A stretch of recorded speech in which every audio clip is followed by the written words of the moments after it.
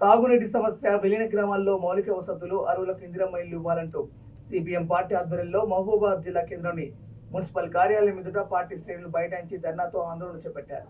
ఈ సందర్భంగా CPM party జిల్లా కార్యదర్శి సాదుల శ్రీనివాస్ మాట్లాడుతూ తాగునీటి సమస్యతో పలు కాలనీ వాసులు తీవ్ర ఇబ్బందులు పడుతున్నారని ఆవేదన వ్యక్తం చేశారు. మున్సిపల్ విలీన గ్రామాల్లోని ప్రజలకు ఈజీఎస్ పనులు లేకపోవడంతో ఉపాధి లేక బతుకు భారం అవుతుందని, గ్రామాల్లో మౌలిక వసతులు కరువయ్యాయని వాపోయారు.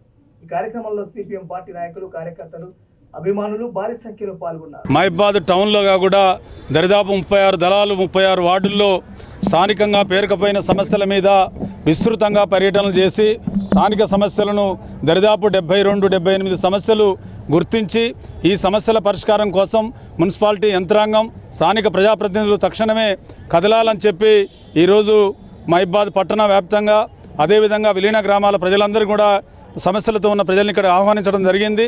మరి వారందరూ కూడా వచ్చారు. ప్రధానంగా మహబూబాబాద్ జిల్లా కేంద్రం ఏర్పాటు అయిన తర్వాత ఇక్కడ అనేక సమస్యలు పరిష్కారం అయితే అనుకున్నాం. కానీ అప్పటికే అందుబాటులో ఉన్న గాంధీ పార్కు, పబ్లిక్ పార్కును ఇవాళ వాళ్ళు మరి మార్కెట్ ఏర్పాటు కోసమని తాత్కాలికంగా కదిలించి ఇప్పటికి ఏళ్ళు గడిచినా కానీ గత ప్రభుత్వం పూర్తి చేసిందని చెప్పి ప్రారంభోత్సవం చేసింది. ఈ ప్రభుత్వం వచ్చే సంవత్సరంన్నర కావస్తుంది. కానీ ఈ రోజు వరకు కూడా మరి ఆ మార్కెట్ ఇంతవరకు ప్రారంభం కాలేదు. దాని కారణంగా ఇవాళ మాన్కోట పబ్లిక్ పార్కుగా ఉన్నటువంటి గాంధీ పార్కు నిష్ప్రయోజనంగా, నిరుపయోగంగా ఉంది. తక్షణమే పార్కును పునరుద్ధరించాలి. కూరగాయల మార్కెట్టు, అదేవిధంగా అన్ని తరగతుల మార్కెట్లను తక్షణం ప్రారంభించాలి. అదేవిధంగా నిరుపయోగంగా ఉన్నటువంటి ఓసీ క్లబ్ను మరి మీరు తప్పకుండా ఉపయోగంలోకి తీసుకురావాలి.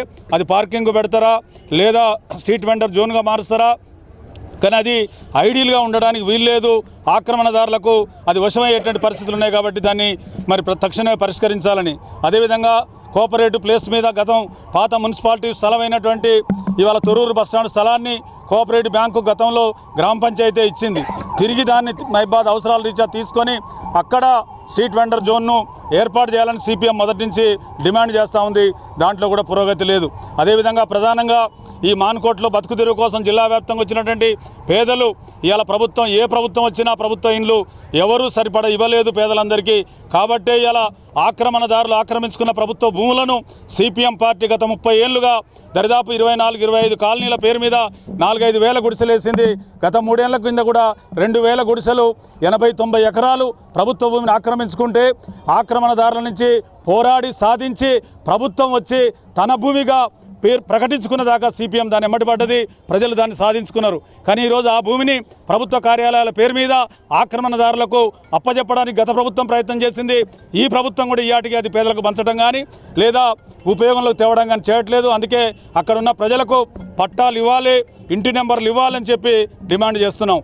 అదేవిధంగా మున్సిపాలిటీలో విలీన గ్రామాలు ఉపాధి పనులు దొరికేది మున్సిపాలిటీలో చేరకముందు ఇవాళ అనేక గ్రామాలు శనేపురం కావచ్చు, రజాల్పేట కావచ్చు, బేతోలు కావచ్చు, గాంధీపురం, ఈదుల పూసపల్లి, అనంతారం ఈ గ్రామాలన్నీ కూడా చేర్చారు.